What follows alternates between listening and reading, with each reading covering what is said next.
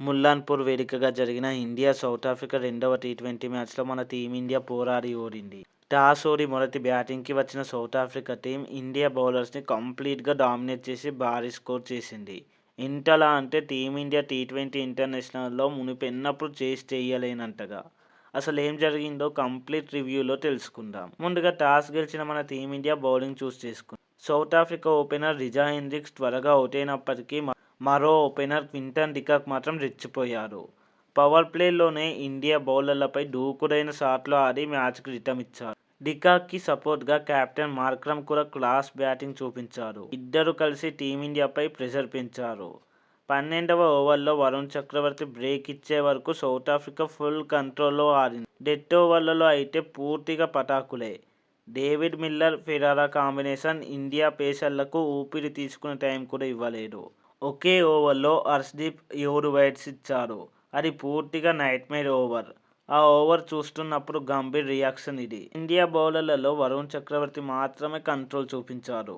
2 వికెట్లు తీసి south Africa స్కోర్ని కాస్త అయినా కంట్రోల్లో పెట్టడానికి ట్రై చేశారు. సౌత్ ఆఫ్రికా ఈ మ్యాచ్లో 15 సిక్స్లు కొట్టింది.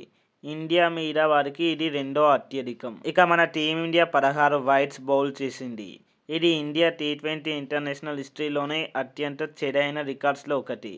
ఇక 214 భారీ లక్ష్యంతో బరిలోకి దిగిన మన టీమిండియాకి స్టార్టింగ్ ఓవర్స్లోనే టాప్ ఆర్డర్ కొలాప్స్ అయింది. ఇదైతే గేమ్ రిటర్న్ని కంప్లీట్గా డ్యామేజ్ చేసింది. మరోసారి గిల్ తడబడి గోల్డెన్ డక్అవుట్ అయ్యారు. అలానే థర్డ్ పొజిషన్లో బ్యాటింగ్కి వచ్చిన అక్షర్ పటేల్ పవర్ ప్లేలో ఓడిఐలా ఆడి ఆటను మరింత స్లో చేసేశారు. థర్డ్ ప్లేస్లో గంభీర్ చేసిన ఎక్స్పెరిమెంట్ బెడిసికొట్టింది. అభిషేక్ మొదటి ఓవర్లో సిక్సర్ కొట్టి దూకుడుగా ఆడుతున్నాడు అని అనుకునే టైంలో జాన్సన్ అద్భుతమైన బౌన్సర్తో పెవిలియన్కి పంపారు. ఇక్కడే టీమిండియాకి పెద్ద ఎదురు దెబ్బ తగిలింది. ఆ తర్వాత captain SKY as it is struggle అయ్యి సింగిల్ డిజిట్కే వెనుతిరిగాడు. ఇక last match hero Hardik Pandya కూడా భారీ స్కోర్ చేయలేకపోవడంతో, అలానే తిలక్కి సరైన సపోర్ట్ లేకపోవడంతో టీమిండియా 19.1 ఓవర్స్కి ఆలౌట్ అయింది. తిలక్ వర్మ బ్యాటింగ్ చూస్తే ఏషియా కప్ ఫైనల్ గుర్తొచ్చింది.